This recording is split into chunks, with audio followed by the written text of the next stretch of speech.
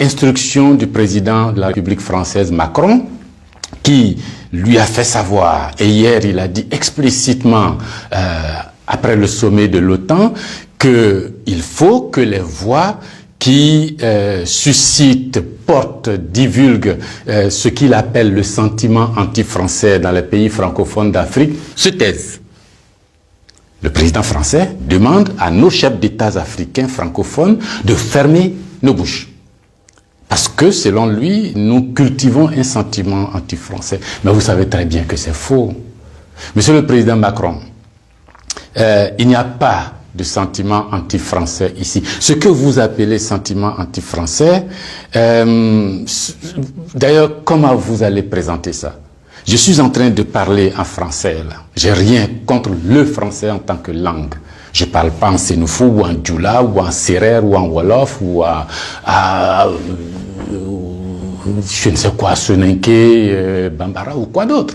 Je parle en français. Je n'ai rien contre le français. J'écris, je m'exprime, je travaille en français. Je n'ai rien contre les Français. Nous n'avons ici, en Afrique francophone, rien contre les Français. Ils sont nombreux, ils ont des entreprises, ils créent des emplois pour nous, ils payent des impôts. Nous sommes nombreux à travailler avec eux, à travailler pour eux. Ils travaillent souvent pour nous. Nous sommes des amis, nous nous marions, nous vivons ensemble, ici comme en France, sans aucune animosité. Donc, ce n'est pas un sentiment contre les Français ou contre le Français. Ce que vous appelez sentiment anti-français en réalité, c'est un ras-le-bol, c'est une révolte, c'est un refus de la mainmise de l'État français sur nos autorités et par ricochet sur nos économies, sur nos peuples. C'est ce que nous refusons. Les relations incestueuses entre l'État français et les États africains, c'est ce que nous refusons. Les relations de connivence entre l'État français et les États africains, c'est ce que nous refusons. Parce que simplement ces relations étouffent la démocratie. Ces relations étouffent le respect des droits de l'homme. Ces relations étouffent la possibilité que nous devons avoir de demander des comptes à nos dirigeants. Ces relations étouffent l'expression plurielle chez nous. Il n'y a que ce que le président dit parce qu'il est d'accord avec Paris, donc c'est ce que lui dit qui est bon. Monsieur le Président, c'est ce qui nous révolte. On a le sentiment que vous êtes complice de nos chefs d'État pour nous brimer. On a le sentiment que les droits de l'homme que vous faites respecter en France, les libertés individuelles que vous faites respecter en France, la Déclaration universelle des droits en France, déclaré là-bas par vos ancêtres, Monsieur le Président, on a l'impression que vous considérez que nous, en Afrique, on n'a pas droit à cela. Nous, en Afrique, on n'est pas digne de cela. Nous, en Afrique, on n'est pas suffisamment humain pour avoir les droits humains. C'est ce qui révolte cette jeunesse-là.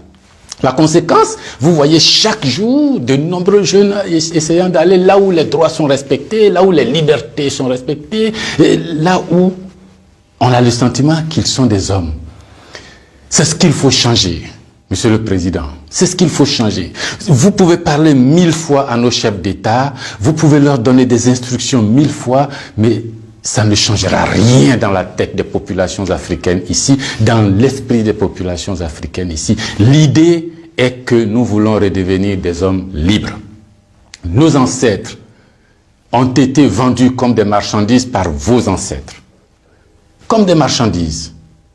Pendant de 1500 à 1890, c'est par là. Comme des marchandises.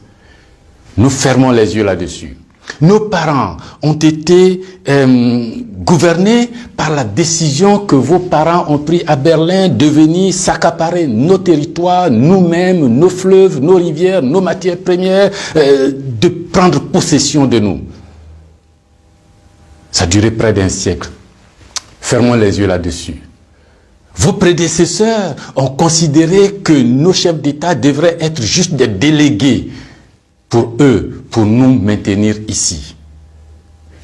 Comment on peut avoir le sentiment français quand on descend à l'aéroport d'Abidjan, le boulevard qu'on prend s'appelle Giscard d'Estaing. Le pont qu'on emprunte s'appelle De Gaulle. Et la route qu'on utilise pour aller à l'université s'appelle boulevard Mitterrand. Et puis partout, on a Trèche-la-Plaine, Port-Bouët, Binger. Non! Ce que la nouvelle génération veut. Ce que nous voulons, c'est l'autodétermination. Que nos chefs d'État nous rendent compte ici, qu'ils ne soient pas obligés d'aller vous rendre compte pour se donner une certaine légitimité, comme Macron est d'accord avec moi, comme Chirac est d'accord avec moi, comme le chef d'État français est d'accord avec moi. Donc ici, vous allez faire ce que je dis parce que sinon vous allez avoir des problèmes. Monsieur le Président, tant que ça durera comme ça, les gens ici auront le sentiment que l'État français est complice de leur brimade, de leur pauvreté, de leur chômage. C'est ce que nous voulons changer. C'est ce que nous voulons changer. Renvoyer Kako Noboko, renvoyer Kemi Seba, renvoyer Nathalie Yamb, contester les propos de Salif Keïta ou je ne sais qui d'autre, ça ne changera rien. C'est dans la tête de chacun. Chacun de nous, les gens, ces idées-là ont imbibé notre esprit maintenant. Le désir de liberté, vous devez connaître ça. Vos ancêtres se sont battus pour avoir cette liberté. On fait plusieurs guerres pour jouir de cette liberté. Ce que nous voulons, c'est ça. Liberté de commerce, liberté de nous organiser, nous autodéterminer, faire ce qui est bon pour nous, sans nuire à vos intérêts. Mais ça ne vous dit pas de venir nous imposer vos intérêts.